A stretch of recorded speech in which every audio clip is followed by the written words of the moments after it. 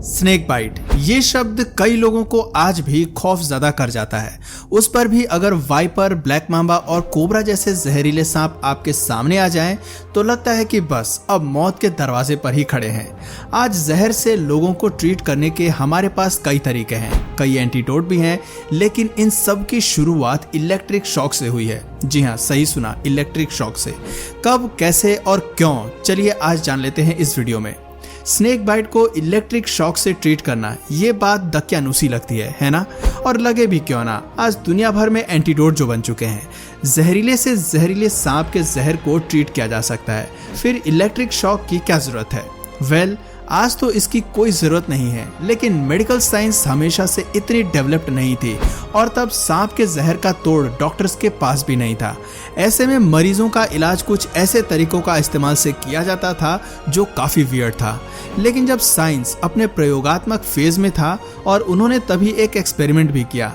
साल 1980 वो दौर था जब वैज्ञानिकों के दिमाग में एक महान एक्सपेरिमेंट ने जन्म लिया। उन्होंने स्नेक बाइट, स्कॉर्पियन बाइट और विनोमिनस एंट बाइट से अफेक्टेड पेशेंट को एक नई जिंदगी देने के लिए कुछ नया करने का सोचा। ट्रीटमेंट के तौर पर उन्होंने पेशेंट को स्टन गन से इलेक्ट्रिक शॉक दिया। जी हाँ, बिजली का झटका। साइंटिस्ट ने अफेक्टेड एरिया के पास शॉट मारा। हालांकि ये बिजली के झटके छोटे थे, लेकिन काफी पेनफुल थे। इस ट्रीटमेंट का फायदा था कि आमतौर पर जिस दर्द से ठीक होने में 1 घंटे लगते थे, वो इलेक्ट्रिक शॉक से 15 से 20 मिनट में गायब हो जाता था और लोग सांपों के जहर से नहीं मरते थे। कुछ केसेस में लोग इलेक्ट्रिक शॉक को आधे घंटे तक भी फील करते थे, लेकिन इसके कुछ नेगेटिव इफेक्ट्स नहीं आके गए। एक बात तो साफ थी कि ये ट्रीटमेंट कहीं ना कहीं तो काम करता था और वैज्ञानिकों को एक बड़ी अचीवमेंट हासिल हुई थी। जहर को बिजली से न्यूट्रलाइज करने के बारे में पहले किसी ने नहीं सोचा था। दूसरी बात, इस तरीके से एंटीडोट बनाने जैसे एक्सपेंसिव मेथड को अवॉइड किया जा सकता था। युद्ध पर जाने वाले आर्मी के लिए यह तरीका काफी काम का था, क्योंकि मेडिकल हेल्प ना मिलने पर वो इस तरीके को इस्तेमाल में ला सकते थे। सुनने में अच्छा लगता है ना? लेकिन जब सच में ये तरीका लैब में किया गया और पूरी साइंस कम्युनिटी ने इस पर रिसर्च की, तो ये कारगर साबित नहीं हुआ। हालांकि इस पर काफी आर्टिकल्स लिखे गए, लोगों के बीच इस जानकारी को भी दी गई, लेकिन कई साइंटिस्ट कम्युनिटी ने इसे पूरी तरह से गलत करार दिया। उनका मानना था कि बिजली के झटके से सभी जहर को ट्रीट करना एक इत्तेफाक हो सकता है, लेकिन हर तरह के जहर पर यह काम नहीं कर सकता। उनकी बात भी कई मायनों में गलत नहीं थी। वैज्ञानिक मानते थे कि शॉक से भले ही स्नेक बाइट का दर्द कुछ देर के लिए कम हो सकता है, लेकिन बिजली के झटके से इसे पूरी तरह ट्रीट नहीं किया जा सकता। ये केवल आपके शरीर को थोड़ी देर के लिए नंब कर सकता है। ऐसा ही कुछ इलेक्ट्रिक कैटफिश स्ट्रिंग रेस के केस में भी होता है। लोगों को जब इस मामले के फेल होने के बारे में जानकारी दी गई, तो उन्होंने मानने से इनकार कर दिया।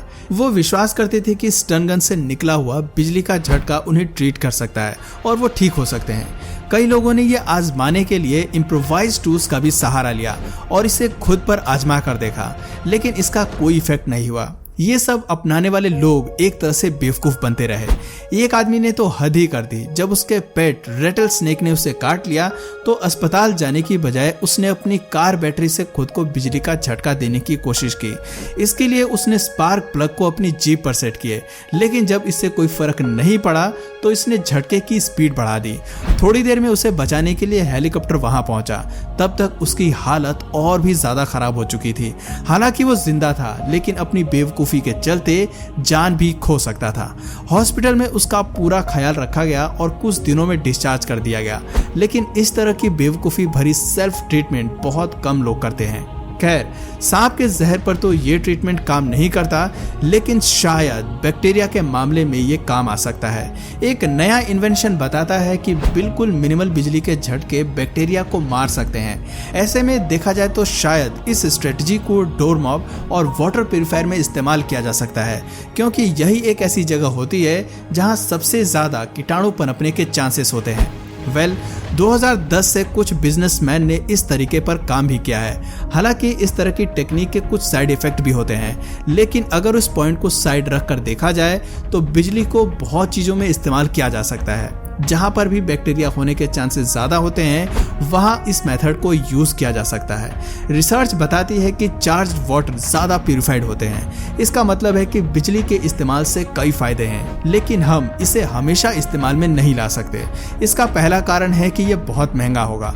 दुनिया की आबादी के हिसाब से हर चीज को साफ करने के लिए बिजली को इस्तेमाल में नहीं लिया जा सकता। इसका एक और कारण है कि यह हर चीज के इन्फेक्शन को नहीं रोक सकता और हर तरह के बैक्टीरिया को भी नहीं मार सकता। नॉर्मल बैक्टीरिया को खत्म करना तो इसके बस में है, लेकिन दूसरे वायरसेस और इन्फेक्शन फैलाने वाले बैक्टीरिया को मारना इतना भी आसान नहीं है। इससे पता चलता है कि बिजली के इस्तेमाल से ना तो स्नेक वेनम ट्रीट किया जा सकता है और ना ही हर तरह के बैक्टीरिया को खत्म किया जा सकता है। ये तकनीक उतनी कारगर नहीं है और शायद इसी वजह से आज भी उतनी ज्यादा इस्तेमाल में नहीं है। खैर, अब बैक्टीरिया और वायरस की बात आ ही गई है तो जरा ये सोचिए कि हमारे पहले पूर्वज खुद को कैसे बचाते होंगे। उनके पास तो बिजली का कोई ज्ञान भी नहीं था और वो ना ही बिजली शब्द को जानते थे। बीमारियों से बचने के लिए वो किस तकनीक का इस्तेमाल करते थे? 8000 साल पहले हमारे पूर्वज, जब इनको माइक्रोब्स का ज्ञान नहीं हुआ था, तब भी उनके पास बीमारी से बचने का एक परफेक्ट सॉल्यूशन था और ये तरीका नेचर का गिफ्ट था। हम बात कर रहे हैं कॉपर की। बहुत कम लोग जानते हैं कि 3200 BC में भी लोग बीमारियों को ट्रीट करने के लिए कॉपर का इस्तेमाल किया करते थे। इजिप्शियंस ही वो लोग थे जो इस तकनीक को इस्तेमाल करना जानते थे। इसके अलावा 1600 BC में चाइना के लोग भी कॉपर कॉइन्स को दिल की बीमारी और गैल ब्लैडर में हुई बीमारी को ठीक करने के लिए इस्तेमाल में ला रहे थे। सुनने में ये सब अटपटा लगता है, लेकिन तब की महिलाएं अपने बच्चों को कॉपर के बर्तन में खाना भी खिलाती थीं ताकि वो डायरिया जैसी बीमारी से मरने से बच सकें। दोस्तों, कॉपर का इस्तेमाल हमारे भारत में भी सदियों से होता है। इससे पता चलता है कि पुराने समय में हालांकि लोगों को बीमारियों की और विज्ञान की भले ही पूरी समझ नहीं रही हो, लेकिन उनके पास प्राकृतिक रूप से इलाज मौजूद थे और वो इसी के सहारे कई लोगों को ट्रीट भी कर रहे थे। इसके अलावा ज्यादातर बीमारियों के इलाज में कॉपर मेन इंग्रेडिएंट रहा है। इजिप्शियंस ने अपनी पुरानी अभिलेखों में कॉपर को आंख सिंबल से डोनेट किया है। इससे ये बात साबित होती है कि कॉपर वहां के लोगों के लिए एक आम बात थी। सरप्राइजिंगली हाल ही की कुछ स्टडीज हमें ये बताती हैं कि कॉपर हमेशा से इसलिए इस्तेमाल में होता आ रहा है क्योंकि ये काफी इफेक्टिव है। अगर आज भी इसे कुछ पौधे के साथ मिक्स करके सांप के जहर को डाइल्यूट करने की कोशिश करें तो ये असरदार है। हालांकि असर का अमाउंट काफी कम है। ये रिपोर्ट हमें एक पब्लिकेशन की तरफ से देखने को मिलती है, लेकिन ये कितनी सच्ची है इसके बारे में कुछ कहा नहीं जा सकता। जाहिर सी बात है कि सारी बीमारियों को एक ही तरीके से ट्रीट नहीं किया जा सकता। आज के विज्ञान की नजर से देखें तो 3000 प्रजातियों के साथ सांप दुनिया भर में फैले हुए हैं। हालांकि इनकी केवल 450 स्पीशीज ही जहरीली हैं, लेकिन इनके इलाके में ये तबाही मचाना जानते हैं।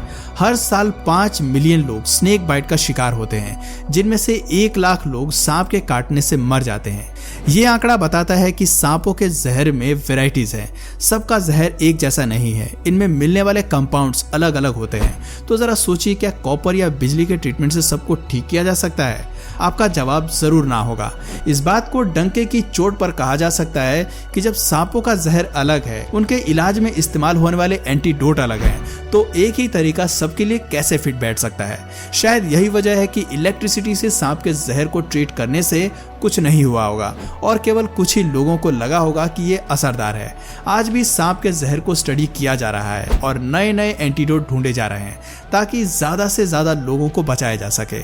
जहां एक तरफ सांप इंसानों को नुकसान पहुंचाते हैं, वहीं दूसरी तरफ लोगों को बचाने का काम भी वही करते हैं। उनके जहर से एक नहीं बल्कि कई तरह की बीमारियों को क्योर करने के लिए दवाइयां बनाई जाती हैं और आगे भी बनाई जाती रहेंगी। तो दोस्तों, ये थी सांप के जहर से जुड़ी कुछ ऐसी पुरानी बातें जो कभी इतिहास में घटी हैं। अजीब बात है कि बिजली को भी कभी ह्यूमन ट्रीटमेंट के लिए इस्तेमाल किया गया है। तो दोस्तों, आपकी नज़र में इतिहास में सबसे वियर्ड ट्रीटमेंट कौन सी रही है, कमेंट करके ज़रूर बताइए। और अगर इस वीडियो से आपको कुछ नया जानने या सीखने को मिला या फिर इंटरेस्टिंग लगा तो प्लीज़ इस वीडियो को एक लाइक करके अपने फ्रेंड्स और फैमिली में इसे ज़रूर शेयर करें। और यदि आप इस चैनल पर नए हैं तो प्लीज़ इस चैनल को सब्सक्राइब करके बेल नोटिफिकेशन आइकन को ऑन कर लीजिए ताकि हमारे आने वाले वीडियोज़ आप मिस ना करें। मिलते हैं फिर किसी वीडियो में नए टॉपिक के साथ, तब तक के लिए नमस्कार।